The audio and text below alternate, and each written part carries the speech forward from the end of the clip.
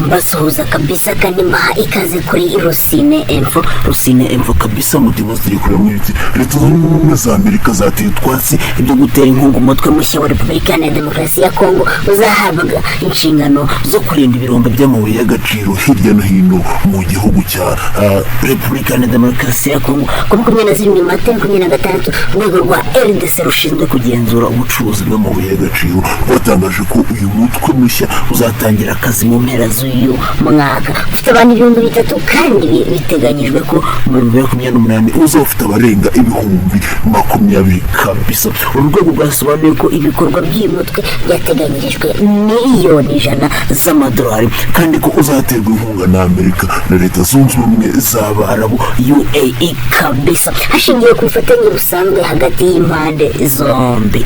Kuri uyu wa 20 Mata ambasade ya Amerika muri RDC yatangaje ko impande zombi zifitanye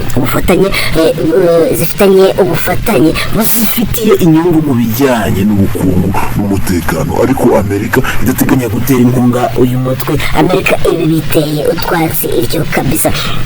Iyi ambasade yagize iti leta zunze ubumwe za Amerika ntizizatera inkunga umutwe uzarinda umutekano w'ibirombe by'amabuye y'agaciro muri RDC. Igitutu cy'iyi ambasade cyatumye urwego rwa RDC rushinzwe ubugenzuzi bw'ubucukuzi bw'amabuye y'agaciro rusohora irindi tangazo kuri 28 Mata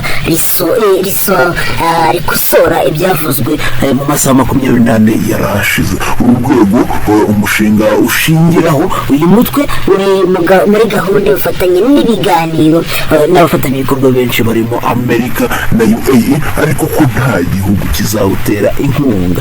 Nta gihugu kizawutera inkunga kabisa. Ibyo ngibyo leta zunze ubumwe za Amerika ziba zibiteye utwatsi. Izo zari update zari zigezweho aho ngaho muri RDC. Mwumva ko ibirombe bishobora kurindwa na Amerika, ariko Amerika yamaze kubitera utwatsi kabisa. Reka mwenge Rusine Info komeza gukurikira kandi subscribe tukomeze twibanira. Ciao.